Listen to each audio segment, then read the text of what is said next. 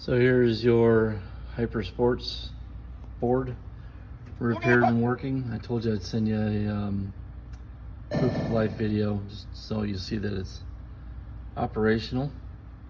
The reason it was not booting was that part right there.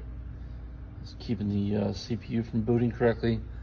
CPU was under that stack and then the 42 pin socket bottom of that stack. It was just watchdogging, resetting over and over again.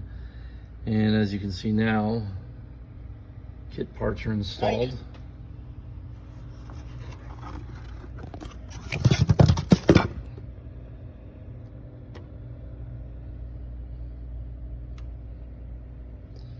Okay, so I'm probably going to leave the kit installed as is.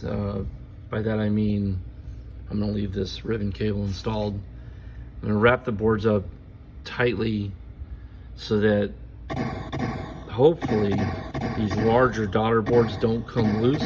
If they do come loose, really bad things will likely happen to them. For instance, let me show you one that was shipped to me a few days ago.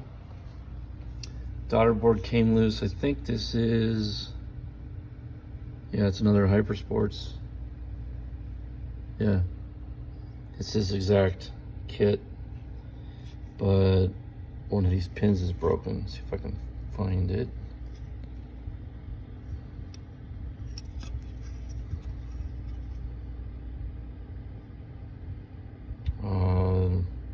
The row furthest away from us, 1, 2, 3, 4, 5, 6, 7th pin busted.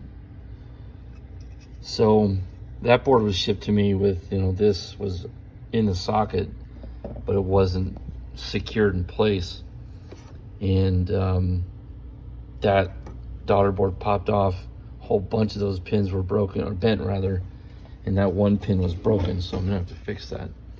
Now what I did to hopefully keep that from happening to yours is, so this board here is wire tied to that socket. You see the wire tie there. And then this board here is wire tied to that board. So hopefully all this will stay together. The worst that'll happen probably is something along the lines of this. It'll rock, maybe come out of socket like that. And if it does come out of the socket far enough, it won't boot. But I mean, that's pretty obvious. When you get it, if it's out of socket, all you have to do is just push it back down and power cycle, and you should be good. I'm going to be sending this back to you with these extended standoffs. I'm not going to assemble this thing and ship it because it ends up being about that tall, and there's just no telling what's going to happen to this thing. Coming from me to you, that can really, that's a long trip and a lot of things could happen. So I'm gonna wrap the board separately, and then I'll wrap them together nice and tight so that if this does come loose, all it does is just rock out of the socket. This daughter board is also wire tied. You can see the tie underneath the CPU IC there, right there. So that should not pop out. That should not pop, excuse me. That should not pop out. It is also wire tied. Same here. This one, that's wire tied. And then on the bottom board, I didn't wire tie the two larger daughter boards because they're seated in there really, really, really, really tight. So those two are not wire tied down. This one and this one, however, are. So the way this rearranged kit works is its factory default is to play through the events in order of each game. So it'll go to the first track and field event when you start your game, then to the first Hypersports event, then to the second track and field event, then to the second Hypersports event, and so on. If you want to change that, I believe you power cycle the game and either hold down 1 and 2 players start or just 1 player start. I don't recall which.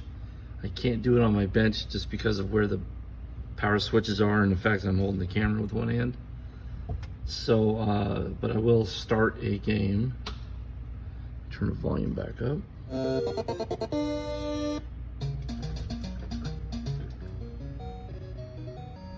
On your mark. Get set.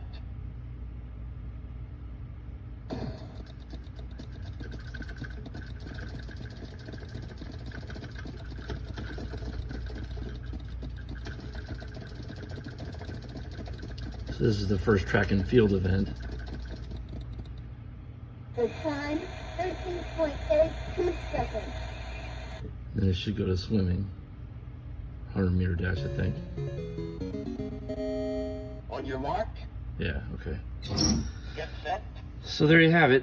You can change the options, like I said, to either play all the track and field events, all the Hypersports events, or one event over and over and over again. So that's all done by power cycling and pressing and holding the 1-player button. So not only are you going to get these standoffs, you're going to get this refrigerator magnet. You can stick on the control panel, tell you how to start the game. And then in this is all the unused ROMs and proms and whatnot. So I'll get this wrapped up today. The shipping material came in last night. So I'll get this wrapped up today and get you a total for the repair, the cost of the kit, and the installation of the kit. And shipping, of course. Okay, thank you.